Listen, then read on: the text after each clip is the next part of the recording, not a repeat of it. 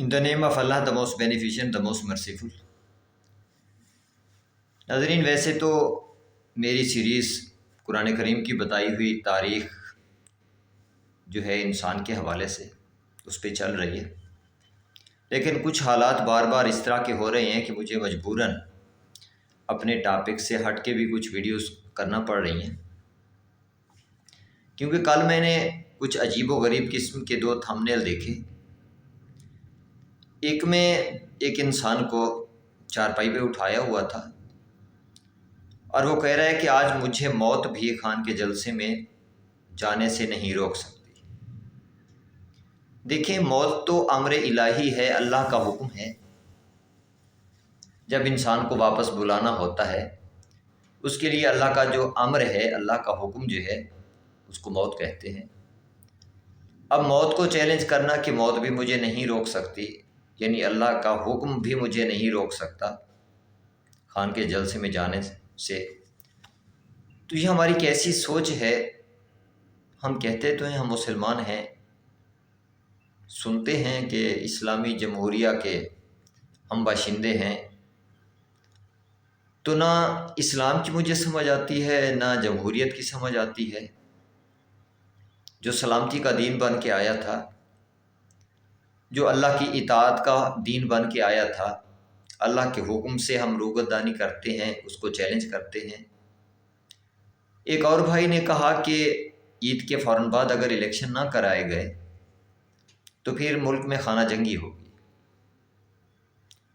اب دیکھیں، جو دین اللہ تعالیٰ نے سلامتی کا دین بنا کے بھیجا ہے، اسی کے ماننے والے خانہ جنگی کی باتیں کرتے ہیں۔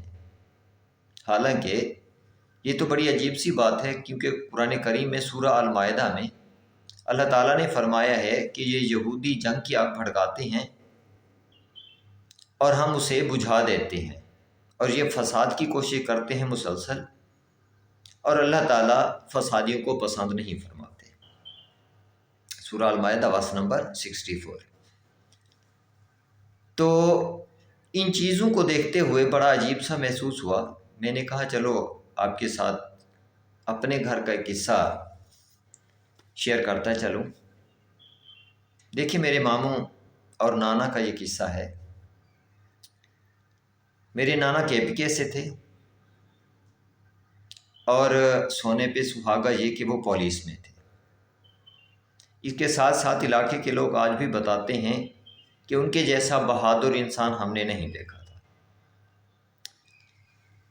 اب میرے نانا نے ایک ایسا کام کیا کہ جو بہرحال بڑا عجیب ہے، کیونکہ ماموں سے میں ان کے بارے میں بہت سارے قصے سنتا رہتا تھا، اور ماموں مجھے بڑے شوق سے ان کی باتیں بتایا کرتے تھے۔ دیکھیے، میرے نانا نے اپنے بہنوئی کو جھگڑے کی بنیاد پر قتل کیا۔ قتل کرنے کے بعد اس کے ٹکڑے کیے، ٹکڑے کرنے کے بعد بوری میں بند کر کے جو پہاڑوں سے پانی آتا ہے اس کے بہاؤ کے لیے جو سسٹم ہے، ڈرین کہا جاتا ہے جس کو، اس میں جا کے چھپا دیا لاش کو، لیکن خون کہاں چھپتا ہے۔ ان کو سزا بھی ہوئی، جیل کاٹی انہوں نے، جیل سے واپس آنے کے بعد بھی وہ اسی طرح سے رہے۔ لوگ ان کے بارے میں بتاتے ہیں کہ وہ بہت ہی بہادر انسان تھے، کہ اگر 100 بندہ بھی ان کے سامنے آ گیا ایک بار کا واقعہ بتاتے ہیں تو ان کے چہرے پہ پریشانی ہم نے نہیں دیکھی، 100 کے 100 بندے کو انہوں نے مار بھگایا۔ اس کے علاوہ ان کی بہادری کا ایک اور واقعہ بھی بتاتے ہیں کہ جس ایریے میں ان کے رقبے تھے، بارانی ایریا تھا، بارانی رقبہ تھا، وہاں پہ لوگ دن کے وقت بھی جانے سے خوف کھاتے تھے، کیونکہ وہاں پہ جنگلی بھیڑیے کافی زیادہ مقدار میں تھے۔ لیکن جب بھی بارش کا موسم ہوتا، رات کو وہ اٹھ کے چلے جاتے اکیلے ہی کہ اپنے کھیتوں کو پانی لگائیں گے، یعنی جنگلی جانوروں پہ ڈر کا بھی کوئی مسئلہ نہ تھا ان کے لیے، لوگوں سے بھی نہیں ڈرتے تھے، اتنے بہادر، یعنی لوگ علاقے کے یہ کہتے ہیں کہ بہت بہادر تھے۔ گو کہ یہ اور بات ہے، میری نظر میں ایسا انسان بہادر نہیں ہوتا، میں کم از کم اس انسان کو بہادر سمجھتا ہوں کہ جو اللہ کی مخلوق کے لیے حفاظت کا ضامن ہو، جس کو دیکھ کے اللہ کی مخلوق کو احساس ہو کہ یہ ہمارا محافظ ہے، ہماری حفاظت کرے گا، میں اس کو بہادر سمجھتا ہوں۔ اب دیکھیں، جب ان کو موت آئی تو یہ قصہ میں ماموں سے اکثر سنتا تھا، کیونکہ میرے پیدا ہونے سے پہلے میرے نانا کی ڈیتھ ہو چکی تھی، میں نے تو انہیں نہیں دیکھا۔ تو ماموں مجھے بتاتے ہیں کہ جب انہیں موت آئی ہے تو میں ان کے ساتھ ہی بیٹھا تھا نیچے، یعنی وہ اولاد کے لیے بھی اتنے ہی سخت تھے جتنے باہر سوسائٹی میں سوائے چند دوستوں کے۔ تو وہ بتاتے ہیں کہ وہ بیڈ پہ لیٹے ہوئے تھے، چھت کی طرف دیکھ رہے تھے۔ اب یہاں سے قدرت کا ایک نظام شروع ہوتا ہے، اس کی ایک ایک چیز پہ غور کیجئے گا۔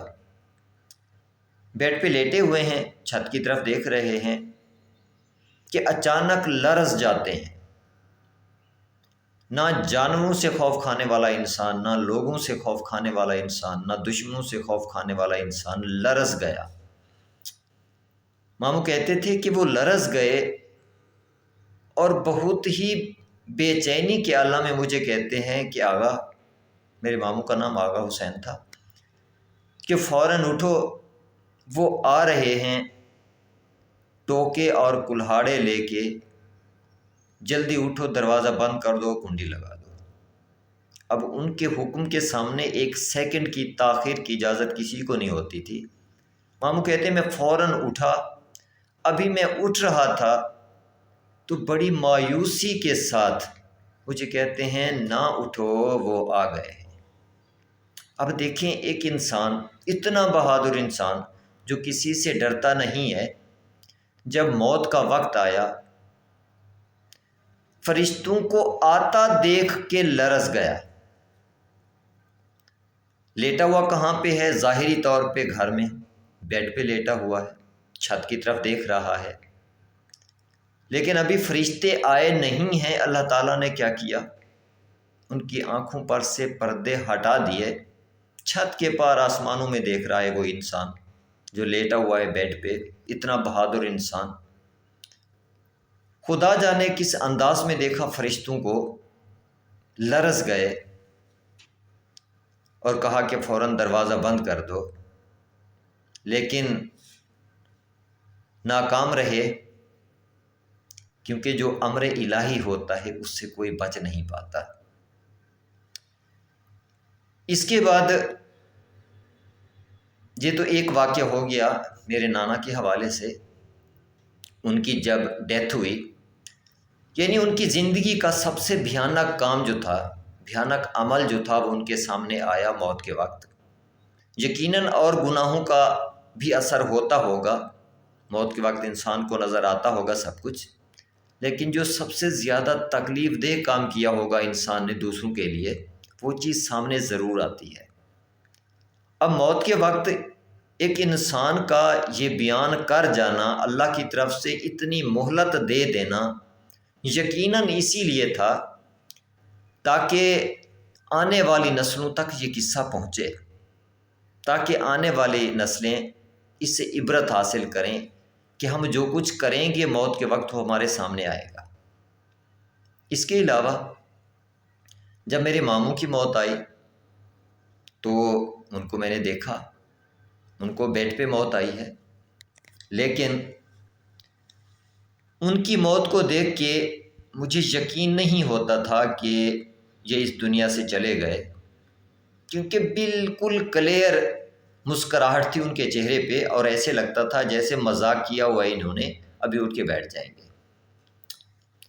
فقط میرا ہی نہیں خیال تھا، کیونکہ میں نے تو کئی بار چیک بھی کیا انہیں، مجھے یقین نہیں ہو رہا تھا کہ وہ فوت ہوئے ہیں۔ میں نے اپنی زندگی میں اتنا مسکراتا چہرہ نہیں دیکھا کسی کا بھی، کیونکہ میری عادت ہے جس میت کو بھی دیکھتا ہوں اس کے چہرے پہ غور ضرور کرتا ہوں، کیونکہ جس وقت انسان کو موت آتی ہے اس وقت انسان حقیقت میں اپنے ریئل سٹیٹ کو چھپا نہیں سکتا، وہ اس کے چہرے پہ نقش ہو جاتی ہے۔